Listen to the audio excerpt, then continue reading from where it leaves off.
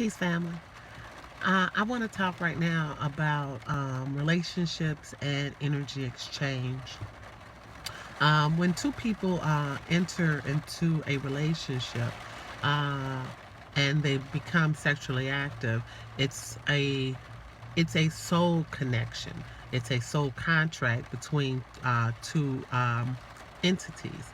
Um, that's why it's important that both parties know exactly what is expected of each other.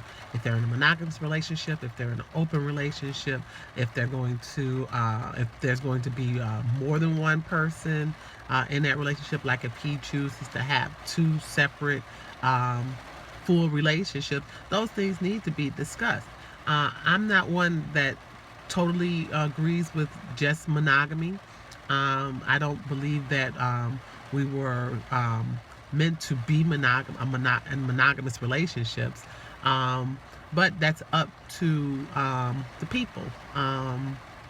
That's up to the decisions that's made in that relationship, which route that you choose to take. Um, but and that's where a lot of the problems come when it comes to energy exchange and relationships.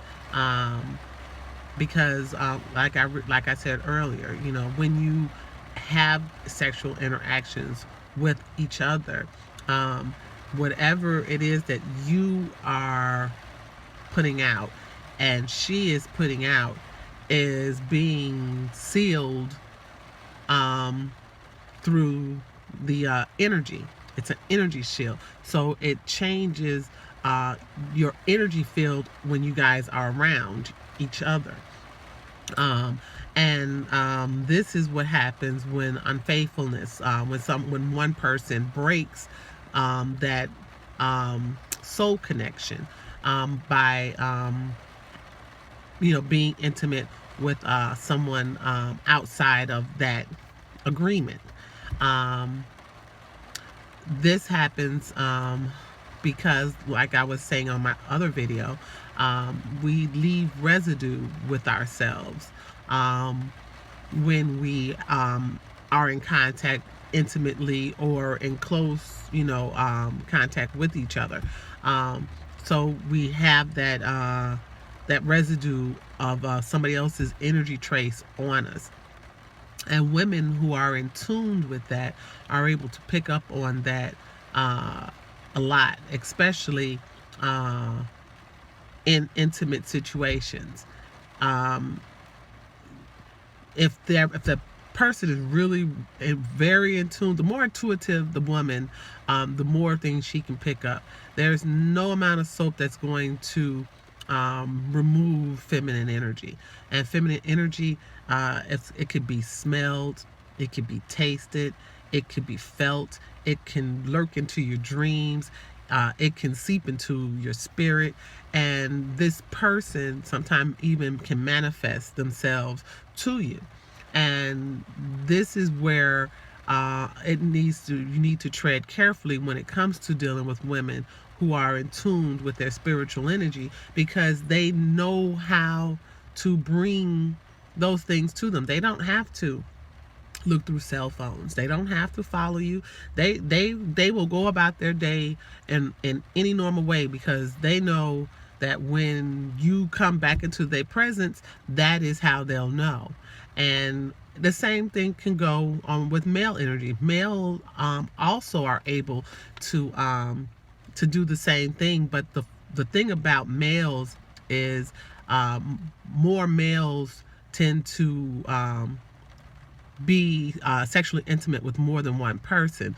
So it's kind of hard to navigate through that if you're having too many layers of sexual partners. If you're only having sexual acts with two people or three people, and it's just that, then it's easier to contain. But once they start getting like out way out there, and they're just getting a lot of energy, they're not able to pick up on the feminine energy of the person that they're supposed to be with. And so what happens with that is, if the male is not in tune with his natural energy, he mistakes his infidelities and his breach of contract onto her. And that's why, they'd be like, oh, well, they have that thing, they put it in their head, well, if I'm getting away with all of this, what is she doing? And that's because of the energy that they've put on themselves, and it's throwing off their own natural connection that they have with the person that they had their actual, spiritual connection with. And so that has to be careful, because it causes a lot of problems when it comes to relationships. If you don't understand how our natural energy, our soul energy works. And because of that, now I'm going to talk about how men bring, or anybody brings, negative energy into their relationship. We have, like, when we're talking about feminine energy can pick up on other feminine energy.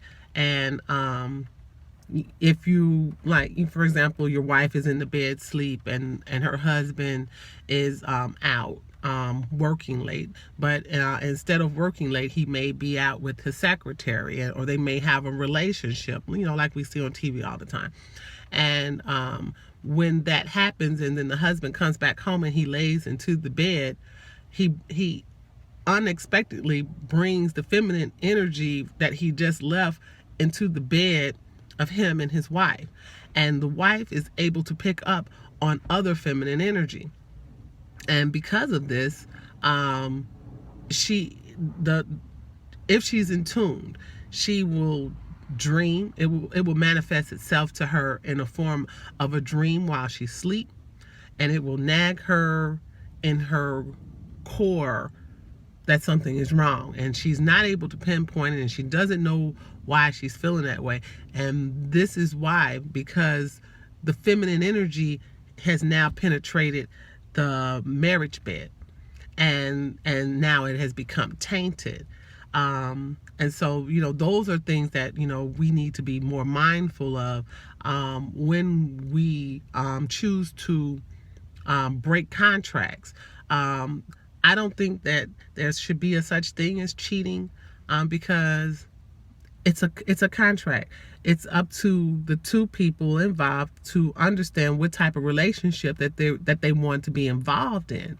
And as long as everybody's adhering to what they agreed to, then there is no such thing as cheating. If this is an open relationship, then we have an open relationship. So when the other feminine energy comes around, it doesn't bother her as much, because she knows that the contract wasn't broken. So their connection is still intact. If you're saying, well, there's some religions and they may have, like, one wife, but they're allowed 2 extra or 3 extra, they call them concubines or whatever, spiritual wives, or then as long as he's interacting with those 2 or those 3 women, then everybody's is fine. It's not bothering their spiritual connection, their soul connection, because they were all in agreement with it before they had sex. But where the problem lies is that we don't do this anymore. We lie about it. We have to go around it. And those are things that's not natural to our culture. Our culture wasn't built like Roman culture and things like that. We were able to have these type of relationships and still be effective. And what happens is Roman culture came in and it changed everything, that it needed to only be 1 and 1, and that's not how we're naturally designed.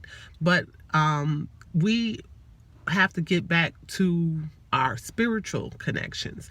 Those are the ones that's important, and not what's on the paper, but what we have in our soul connections, because that's what reigns the earth. It's this earth doesn't belong to man. This earth and everything in it belongs to the Creator. And the part of us, the soul, the part of Him that He gave to us, this is what's is important. So, back at it again. If you're wanting to be in a monogamous relationship, find somebody that wants to be in a monogamous relationship. If you want to be with somebody that's willing to be with you, and you have one other relationship or two other relationships, find that people, because there's all kinds of people out here. If you just want to be in an open relationship and do what you want, then find that person that just wants to be in an open relationship and do what she wants. And that keeps the peace and harmony in the contracts, and then everything is fine, and it doesn't mess up your finances, your health, stress, all of that other negative stuff that comes along with breaching of contracts, because there's big consequences behind breaching soul contracts. Because remember, the soul belongs to God, and if we're breaking soul contracts, then that means we're breaking godly contracts, and you can't break godly contracts without consequences. And that's where all of the consequences with broken homes, and now the kids are not with their parents. And then the kids have problems and troubles, and then they get into problems and trouble. And then we have all of these hurt people out here that's continuing to hurt people, because we're not understanding the importance of the spiritual connections that we have with each other. And once we do that, it makes your life a lot more easier when you find people that are more in tune with that and respect that part of God that is within us. Because remember, God breath, He gave us life by breathing into us. And what do we think that the breath is? Breath is not the breath that we have here. The breath was a part of Him. It's the soul. He put soul into us. That's why when we die, the flesh goes back to the ground and the soul goes back to God, because that's the part of God that He gave to us so that we are able to have this earth experience. So let me make sure I hit all my points. Oh, I wanted to also explain to you the purpose of negative energy when it comes to your marriage bed.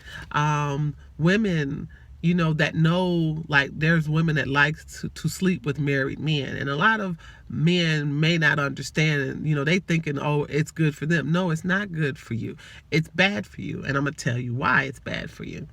When you go outside of your soul contract that you have with your wife, and you go out here and you have sexual acts with another woman, she brings her negative energy into your home. She brings her negative energy into your bed, and you start having problems, because her goal is to replace the one that you have at home.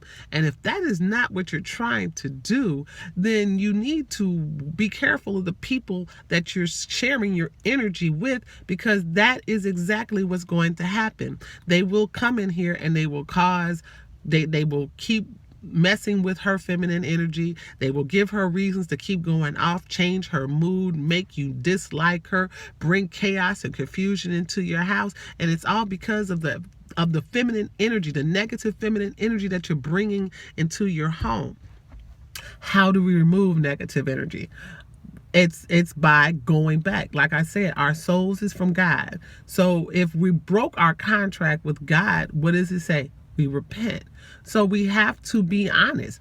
That is how you break it. You have to be honest about what you did. You have to figure out what is it that you guys are going to do. Are you going to forgive and move on? If we forgive and move on, we don't bring it back, because when we bring it back, we bring back her energy.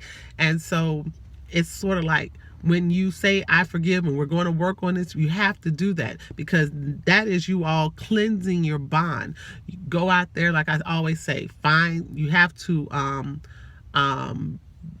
put the negative energy back into the ground. So go out, plant a flower, plant a garden, do yard work, anything that makes you have to touch nature, and you have to do this together.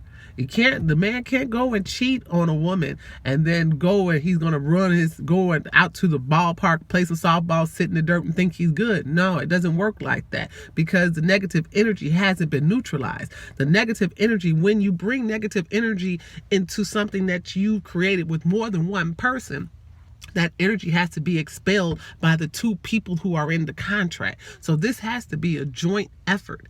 So both people need to go back to nature and forgive the sin and put it back into the ground.